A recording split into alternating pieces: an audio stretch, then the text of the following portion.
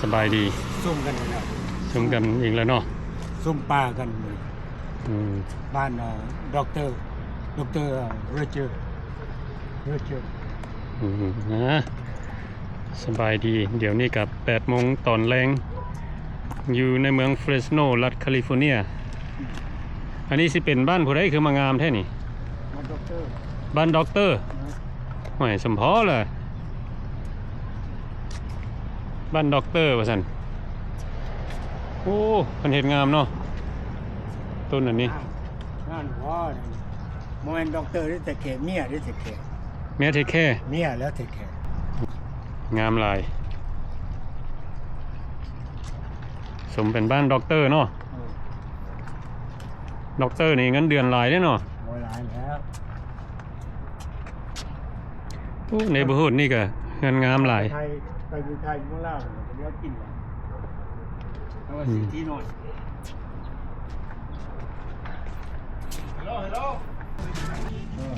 สบายดีสบายดีมาเจอกันเรื่อยๆคนบ้านนอกนี่เจอกันเรื่อยๆเดี๋ยวโซนเดี๋ยวประเด็น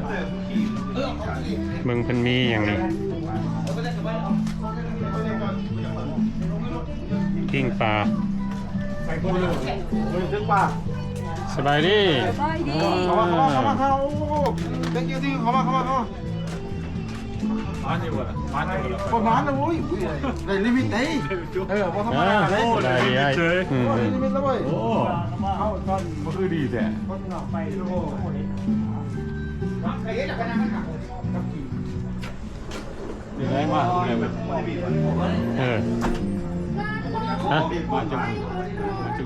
มาได้โอ้3 อาทิตย์เลยดิผมอยู่แล้วไปรอเอาผมอยู่ฮัลโหลสบายดีนี่สิเป็นห้อยนางสังขารปีใดก็ปี2024เนาะโอ้นางสังขารปี2024สิเป็นลูกสาวของด็อกเตอร์2 คน1 คำสัญญาโซ่วิธีแก้เนี่ยตั้งเป็นตัวใหญ่ให้ขี่ออกมันใส่คนในเมืองโอ้ยคนบ้านนอกบ้านนาสบายดีgood to see you สบายดี good to see you too เขาเจ้าสอนกันเรื่องแกะกอแกะกุ้งลองเบิ้งกันนะเจ้าหมายความว่าเนี่ยได้สังเกตเบิ้งกันนี่เขาว่าอาจารย์อันนี้บรรดาศิษย์ใหม่หักแกะกุ้งเก่งใช่อาจารย์นี่อาจารย์มออาจารย์ is new student เดี๋ยวมาสอนอาจารย์แกะโอเควิเชอร์นัมเบอร์วันเกมนัมเบอร์วันเลยเบิ้งนี่คงแท้นี่เนี่ยเอาเบิ้งเอาเจ้ารุ่นก็เป็นคนนี้สอนกันแกะกุ้งว่าซั่นเขามันตัวใหญ่ให้เขี่ยวฟุตบอลแกกุ้งซอยเขาได้เชียวบอกเขาปั่นได้ตัวแกอ่อนซื่อเนี่ยว่ากูจะกินกูกินสุดหรอกินยากบีก้นลองขี่ออกกันของเสียบยากก็กินเลยบอกแกให้อย่างเนี้ยแกกินให้กินมันสอนวิธีแกให้เขาคันแม่ไม่หน่อยที่เจ้ากินบนท่านคอยนะโอ้ยเบิ้ลละยากเบิ้ลแต่ผมไม่ยากค่ะจะว่าแบบว่าแบบเขามากินแล้วมันเนี่ยเขามากินเลยชอบแต่แม่กินกับกินรู้แบบว่าแบบโบแจ้งเลยเฟรชโนกับมีเด้อนี่ครอฟิชนี่ตัวน้อยไปสู้ของอย่ามาแกจะได้เนี่ยลูกมัน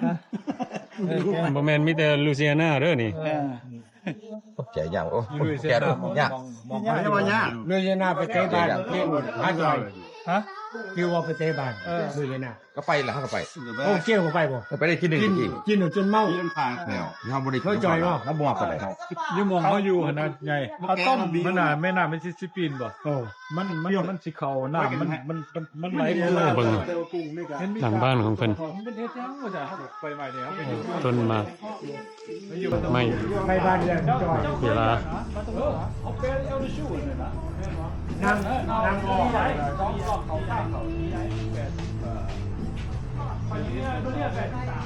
ต้นมะกะทัน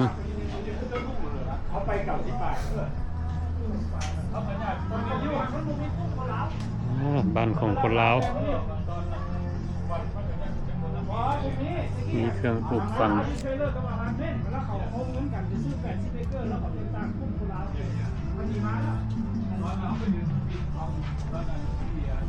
เด้ต้นพักสเม็ก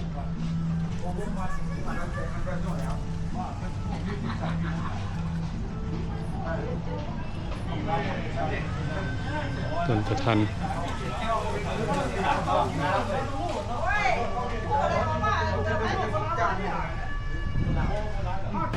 น้อยเนี่ยตึกเราแล้วปลาดุก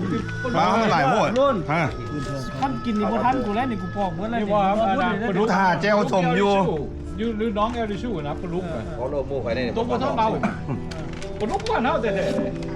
เคยไปให้มัน อยู่ไหนก็ อยู่ด้วยสิน่ะอยู่เมืองปทุมดู แค่ อยู่น้องแถวเอลดิชูนะเป็นน้องหลายเลยเฮ็ดเท่ามามีกาไม่นอกไปเฮ็ดขั้นเวทอ่ะประมาณ10หลังนี่แหละขี่กระเดือนเป็นตึกเวทบ่ได้เป็นชื่อนะ ว่า ไปตึกอยู่หันไปเอาเดินนะจะไปตึกหมองได้ไปโคตรเอาอยู่หันโดนกระแต โซน่านี่ ดูเซน่าว่าก็จะไปต้องไปตึกอยู่หินทะเลเอาไปเปิดไม่เพื่อคอนไม่ เครื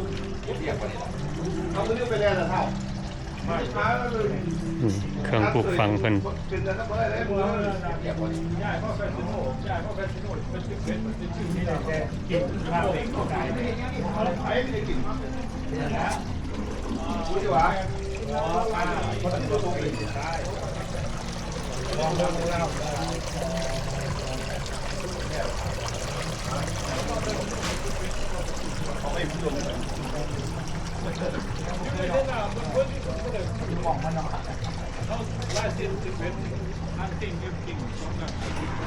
แล้วมันขับขี่ให้ใช้พลาสติกให้แบบเส้นอ่ะปุ๋ยด้วยล้างรถ สบายดีขอถามแน่มื้อนี้รายการอีหยังมื้อนี้น่ะ เพราะมันยังมียังลงไรประกันซุปแซวกันซื้อกันตึกป่ามาก เพราะโลโม่ไปได้เนี่ย โอ้ ก็ได้อยู่ได้กินเลยเงินก็มากกินข้าวที่บ้านเนาะ เอาพันโม่เดี๋ยวตอนนี้ ไปตึกป่าเนาะ มันปกติอยากยุ่งไปนะ โอ้ ไปตึกบ้านเสร็จแล้วก็เอินกันซุปแซวกันมันเชิญหมูกองซื้อเรา มื้อนี้ไปตึกอยู่แถวไหนมื้อนี้น่ะ เพราะโล ไปถึงมอลเลตันบ่ไกลหรอกอยู่เคลื่อนนี่แหละอยู่หนาเคลื่อน มิลเทนเล็กเนาะโอ้ประมาณ30 นาที ได้ดีจะได้เหมือนนี่ได้ ได้ดีบ่ ได้ดีเป็นทุกคน โอ้ ไป4คนก็ได้20โตได้ 4 คน20โตเนาะ กินสิบ่มาดอกกินก็ได้ อืมนะ เรียกว่ากินได้ ก็มีหมูมากินซอยเนาะ แม่ละซุปแซวกันสังสรรค์กันนี่ล่ะ นี่แหละคนลาวเฮาเนาะบ่ว่าจะอยู่ใส่ กินกันหลายคนจะม่วน แม่น ต้องแซ่บ แม่นมื้อนี้ก็สิมีแบบหมู่คู่บ่หรือว่า หมูบ่หมดละกินรับบ้านผู้หญิงกับผู้นั้นเห็นแต่เราออกมาดอก โอ้ผู้หญิงอยู่ทางใน ผู้หญิงหน้าก็ให้กินอยู่ โอ้ ไม่ล้างกินขาก่อน แต่ว่าผู้หญิงเป็นผู้แต่ง เขาให้กินเป็นเลยขนาดเห็นมันบ่แซ่บเด้ ผู้ชายนี่นั่งท่ากิน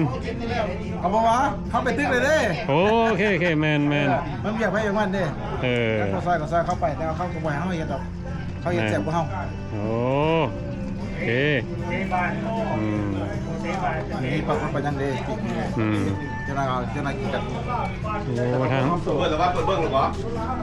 อันนี้นี่ท็อปซีเกรต ว้าว แต่ว่ามันมีสปีมันมีทุกอย่าง ท็อปซีเกรตของข่อย แคทฟิชใหญ่ ผู้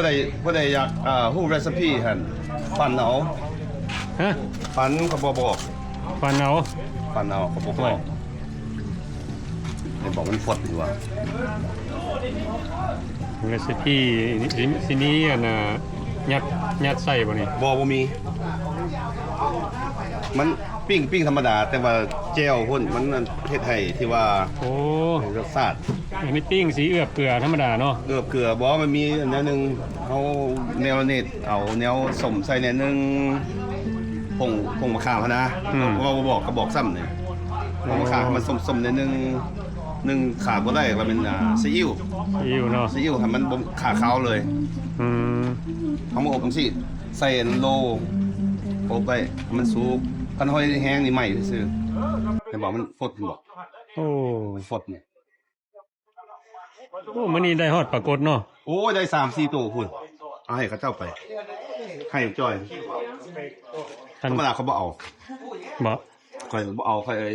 เฮ็ดให้หมู่กินซื่อนี่ ปรากฏนี่ลิมิตเพิ่นให้จักโต ผมมีลิมิต บ่มีลิมิต นี่ปลานี่มีลิมิตปลาแบด ปลาแบสนี่5โตเนาะ 5 ตัว 5โต 12 อิน โอ้ Oh that's good Oh yeah? Yeah, it's good. Strong on the line. Yeah, you are โอ้เอามา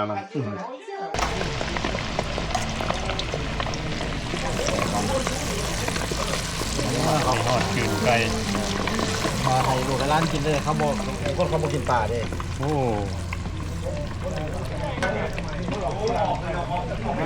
จะทำกับเราอยู่ มียังอันนี้น่ะ กุ้งถอยหลัง กุ้งไหหลัง Swim walk back. for that swim walk back Swim walk แซ่บ back. รูนี่ Swim backward. อันนี้นี่เอาไปให้เฮ็ดไปเตรียมไปให้พวกพลเมีย อืม เอาอยู่เอาแบบเดียวกันน่ะ มันนี่คือเด้หมอนี่ เอาไปให้พวกพลเมียได้นี่ อาจารย์เล็กกันเป็นจังได สบายดีสบายดี ซ่องอันน่ะคนลาว in USA เนาะเป็นจังไดอันยาซ่อง YouTube เป็นก็กำลังได้7-800แล้วเด้ 700-800คนแล้วนะ subscriber โอ้ดี บ่ทันผ่านดอก อีก บ่มีเวลาบ่มีเวลาเฮ็ดมีแต่ไปเฮ็ดเวียกเฮ็ดงานแล้วก็บ่มีเวลาเฮ็ดสวยโอกาสบางครั้งบางคราว ฝากติดตามด้วยเด้อพี่น้องผู้ใดก็ดีผู้ใดได้เบิ่งส่องคนลาวอิน USA ก็ขอบใจหลายๆแล้วก็ subscribe ให้แหน่ ซ่องอาจารย์นี่สิเกี่ยวกับอีหยังก็ ทั่วไป ว่าไปเนาะ ทั่วไป แบบซ่องคนบ้านนอกนี่แหละ yeah same thing เต็ม เฮ็ดสารเฮ็ดทั่วไป สารคดี ว่าได้เห็นเหตุการณ์ไปได้ก็ถ่ายไปหมด ดี บ่ได้เป็นบ่ได้มีบ่ได้มีหัวขอหรือว่ามีแบบไทโรแบบจำกัดเอานะบ่มีไทโรจำกัดเฮ็ดทั่วไป ว่าได้เห็นเรื่องราวไปเฮาก็ถ่ายไปบ่ทันผ่านพี่น้องเอ้ยเนาะก็ฝากติดตามเด้อส่องคนลาวอินยูซี ก้อย KS โอ้ เอาแจ้วใส่โอ้สุดยอดเลย LAO แล้วก็ยาวางจังหน่อยคาปิโรเลเดอร์ USA เด้อ นะคนลาว in USA เนาะ ไอ้ตันจะเอาเหล่าอ่ะ อีกมื้อหนึงเพิ่นก็สิสำเร็จ ก็มีบางคลิปก็มีคนส้ม 6-7,000ขนาดก็มีอยู่แต่ว่าหักมี ดีโจก้าวหน้า ยังมีหลายคลิปอยู่ นี่ก็มีบ่แข่งเด้อ เขาก็ติดตามอยู่ พี่กาก็มี ขอบใจนะขอบใจน้องไส้โจเนาะหรือว่าคนบ้านนอกที่มาสอบถาม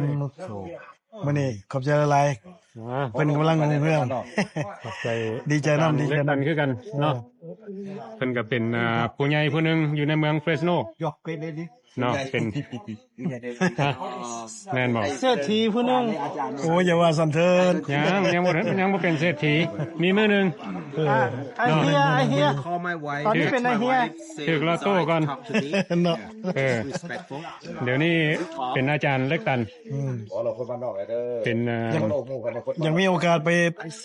เที่ยวโมล่านั่นจันคนโจคนบ้านนอกอยู่ โอกาสหน้าเนาะ เฮ้ยทั้งกินละลายเด้อ thank you อาจารย์เล็กตันเพิ่นก็เป็นนักร้องโคศกแล้วก็ยูทูบเบอร์ อันนี้ครบวงจรได้เพิ่นนี่ครบวงจรเป็นเบิดหมอพรก็แม่นอันเรื่องทรงสการก็แม่นเพิ่นนี่ ยังบ่เพิ่นเป็นแต่เบาหวานเนอะเขาก็เป็นเนอะ เป็นเพิ่นสิแล้ว นี่แก้วขี้ปลานี่ ป้าไม่ไม่ แก้วขี้ปลา เบิ่งแม่ย่าแม่หญิงเพิ่น ขี้ปลา แท้บ่บุญเลยครับ ขี้ป่าไปชวนก่อน แก้วขี้ปลาแก้วขี้ปลา ก็มีที่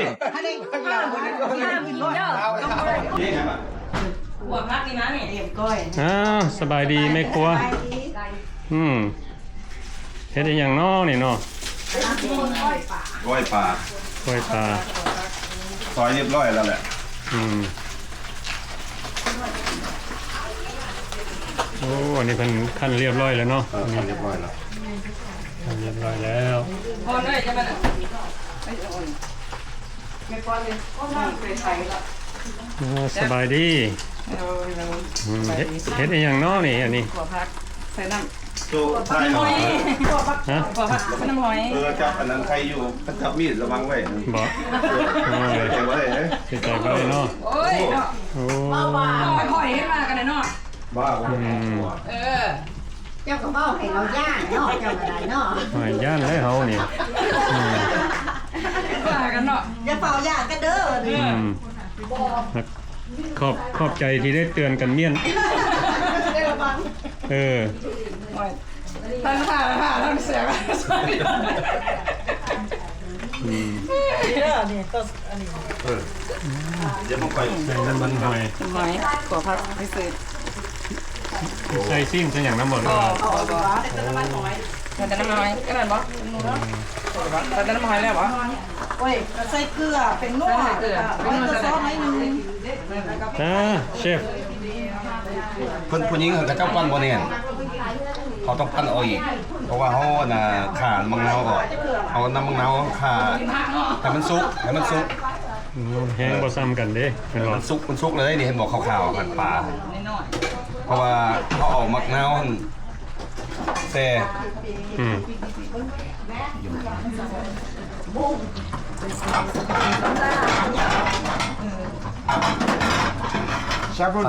คันเฮาปั้นออกมาเบิดหั่นมันสิเป็นเละเป็นหยังนะ เชฟลูนี่มีหลายหอมเนาะ หลายหอมแก้ขาวเด้คนบ้วนเมาอันนี้เป็นอันนั้นลวกให้ก็ได้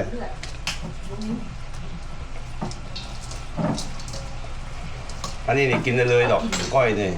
อันนี้นี่กินกับ20คนก็บ่หมดประเดี๋ยวอีกนี่แหละเพิ่นกำลังใส่ น้ำร้อนก่อน บ่น้ำร้อนพูดเอาน้ำแกงเพิ่น ใส่แล้วเว้ย จะสั่นหรอวะ เออ ถอดกันปะ สั่นดิสั่นแล้ว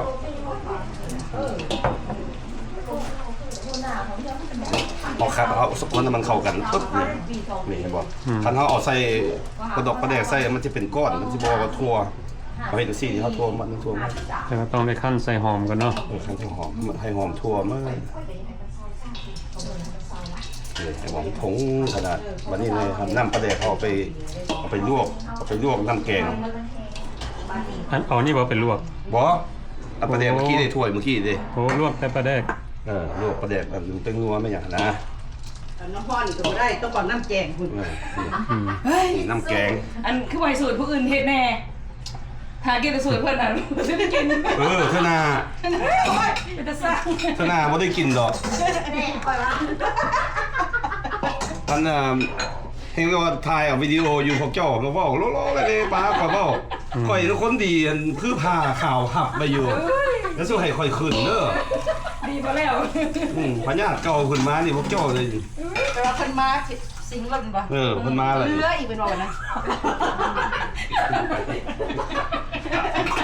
ไปเบิ่งกันยังไปเบิ่งยังบางยามไหนหัวยามนั้นเกือบเลย อันนั้นคันเฮาอันนั้นน่ะเอาใส่ในนึงเพราะว่าเขาใส่หน่อยนึง เมียมัน เป็นนัวใส่ในนึงอีกในนึงก็ดมเอา ใส่หลายนัวหลายใส่หน่อยแซ่บหน่อยเอาละบ่ได้ ไปใส่คืน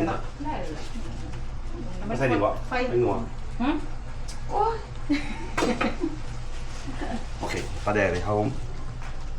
มันอุ่นนะบอกมันอุ่น เพราะว่าไอ้สูตรเพราะว่าอันไอ้การไปน้ำอันหินจะได้กระทับลูก โมเมนต์แต่ว่าค่อยเฮ็ดตัวอย่างนี้ค่อยมันบ่แซ่บปานใดดอก แต่ว่าเขาเอาอันนั้นเขาเฮ็ดแล้วเอาความหักใส่นำมันค่อยแซ่บเจ้าได้สตาร์ทออกเด้อตัวนี้นะ ไปไหน เขตลับมันก็บ่แซ่บปานใดดอกเขาเฮ็ดหยังโคกินนะเอาความหักใส่นำมันจะค่อยกินแซ่บ โอ้ เข้าใจบ่ล่ะ คะแนนมีความหักเนาะ ต้องเอาบ่เอาความหักเขาน่ะใส่ไปมันจะค่อยแซ่บนี่เห็นบ่นี่ตัวเขาลวกน้ำร้อนนี่เห็นบ่บ่แม่นขี้เดียดเด้อนี่ใส่ถุงมือยางดีนี่ ไปคุยว่าในห้องร้ายบ่ได้ให้กันเอาใส่นี่บิด โอ้ยขอยบ่แม่นไทยใต้คือเจ้าเฮงเว้าเฮงกว่าข่อยเขาบ่ทาใส่เบิดเทื่อคันว่ามันจางเขาใส่ใหม่assistant โคนไปเห็นบ่มันสีมันจะต่างเห็นบ่เมื่อกี้ขาวเลยปลานี่อันเขตลับนี่คันมันเขาซอยมาแล้วเขามาเอามะนาวใส่มันบ่เป็นจังซี่ได้ต้องล้างก่อน เคล็ดลับเคล็ดลับ โอ้ เคล็ดลับ เคล็ดลับเคล็ดลับ เอาล้างน้ำบุญก็ได้ สิเป็นปลาแบสเนาะ ปลาแบบลายจ้า ยัง มาปลามะนาวบีไผอ้ายเด้ เอาแต่ตอนเช้าตัวเดียวโอ้ยออกไปทางข้าว เฮ้ย เขียนมาเป็น บุญ งานอยู่เด้ มานี่ assistant เขียนมาเป็นงานอยู่ มือคนเพื่อนนี่นะ จ้ามาหาเราเนี่ยเอียง มานี่เอาอันน่ะข้าวคั่วมาเป็ดแน่มาใส่แน่ โอ้พี่เขาปวดพี่ถึงนี่นอกไปแต่ นี่แหละในตัวหน้าเจ้าหันในหน้าตัวหน้าเจ้าหันนะเป็นกระตุกหันนะ เขาเอาถึง ของน้ำนี่เขาคลุกแล้วแต่ว่ามันสมแล้วแต่ว่าเขาปั้นออกมาเด็ก ไอ้เจ้ามาถ่ายเพื่อถึงบ่ดิ หืม คนสูง ฮะ คนสู พ ง อแล้ว จะไปใส่เรายื้อสูงเอาแท้ว่าบ่ผู้ว่าเขาขวายื้อสูง เพชรแน่เขาเพชรนะนี่ ก็ได้เบิ่งอยู่สิ เขาเพชรอยู่หันนะ เป็นคนอื่นคนเตี้ย คนยื้อบ่ถึง เขาเพชรใส่เอาใส่เบิ้งสักบวงเบิ้งกัน 1 สองพอดี ว้าว โอ้มันหลายวัด ใส่ลูดเม็ดดอก เอาแบบคนที่ไม่ได้เลยจะไม่ได้เลยเนี่ยไปตี เบิ้งนี่ มึงคือประเภทดอกใส่หรือบ่เขากลัวหั่น เอาข้าวคั่วมาใส่ ไม่เราพลิกซ้อนเลยเป็นบ่เช็ดใจ เขาขวาลงไป อีก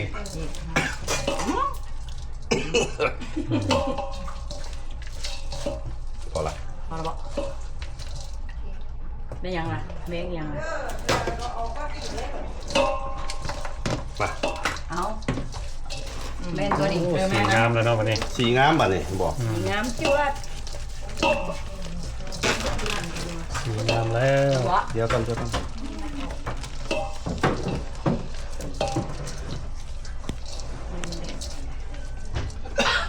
โอ้บอกผิด เอามา ติดกัน ใส่มาเลย ตัวผมบัวลงไปเนาะ หอม อาบเลยได้น้ำกัน แม่นตัว ใส่ หอมป้อมลงไปแบบนี้ หอมนั่นได้ล่ะหอมนั่นมา โอ้หอมลาบ ลาดใส่มันมีอื่นเฟสโนนี่มีตลอดโอ้ยพ่อแม่ข่อยเพิ่นคักบ่บัดนี้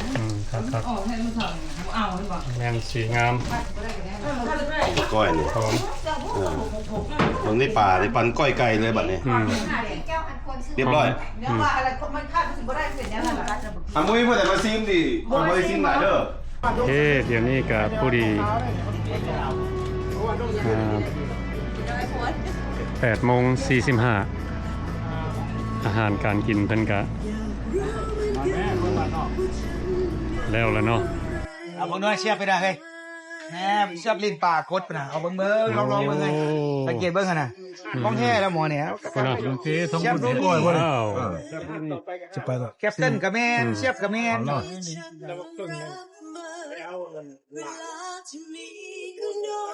ว้าว แก้มมันนี่อ่ะมาแก้มนี่มันมีอันชีนได้นี่ของแท้ ที่ตัวไหมที่ตัวนี้คอยเด้อ อ่ะซีเบิ่ง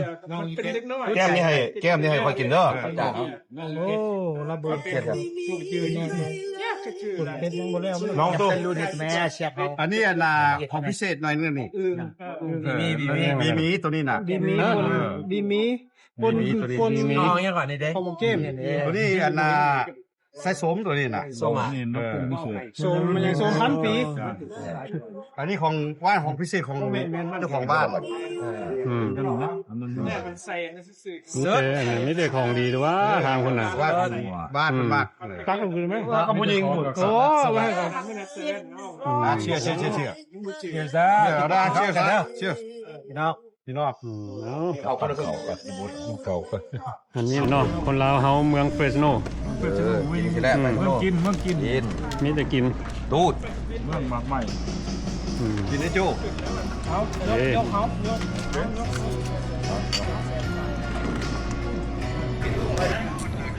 ผู้ชายนั่งอยู่โต๊ะพี่แล้วก็ผู้หญิงนั่งอยู่โต๊ะคุณเนาะ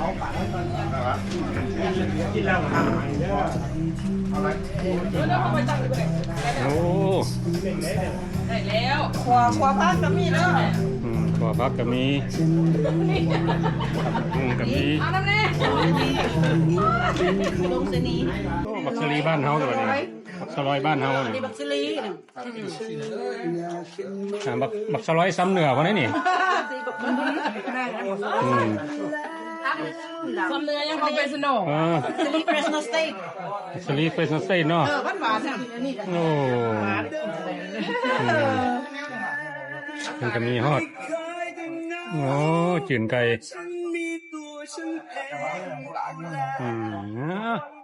ตรงหวานอันนี้โคกี้สเต็ก คุณน่ะโถ อันนี้ก็คุกกี้พุ่นอุ้ยพุ่นไม่จ่ากินอะไรก็มันเผ็ด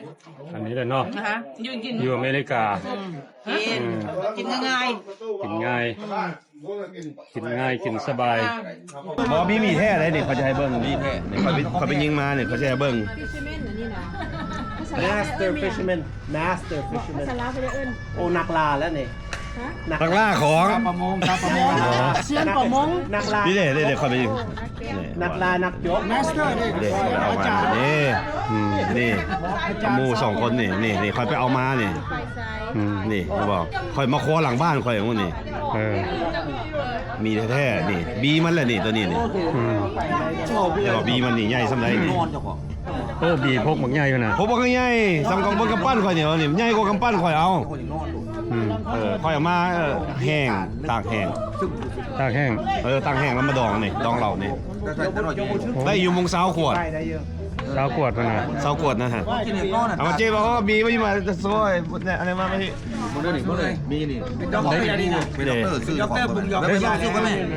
เป็นผู้ปรุงได้ตัวนี้ โอ้ผู้ปรุง ได้สาวกวดตัวนี้นะ สาวขวดตัวนั้น ว้าว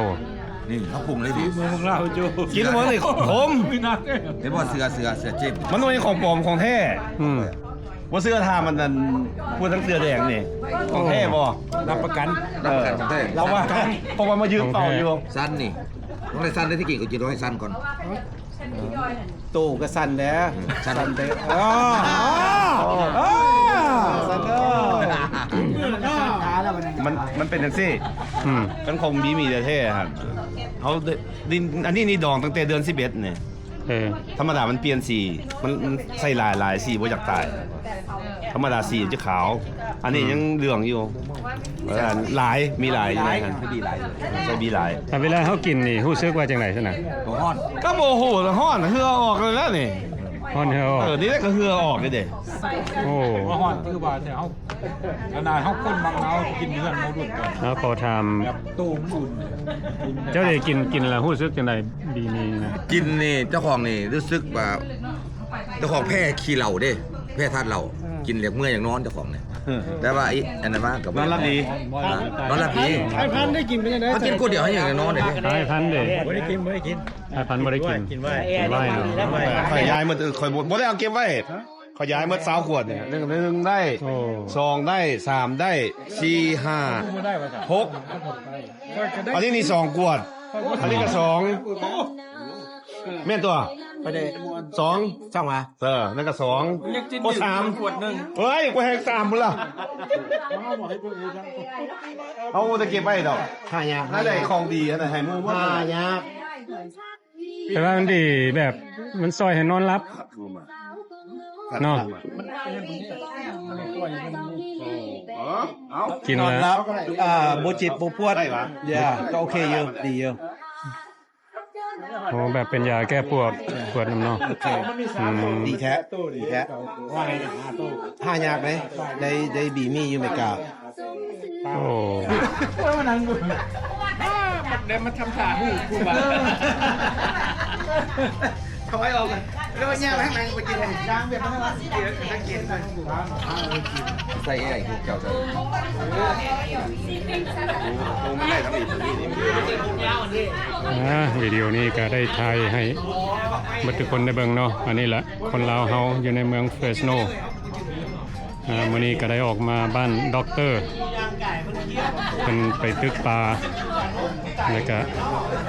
เอิ้นหมู่คู่มากินก้อยปลาแกงปลามกขี้ปลาอาหารหลายอย่างเดี๋ยวนี้ผู้ใดก็อิ่มเบิดละนั่งล้มกันกินน้ำกินในโอเคเฮาก็สิขอจบคลิปนี้ไว้สำหรับก่อนขอขอบใจเบิดทุกคนที่เข้ามาเบิ่งวิดีโอของเรา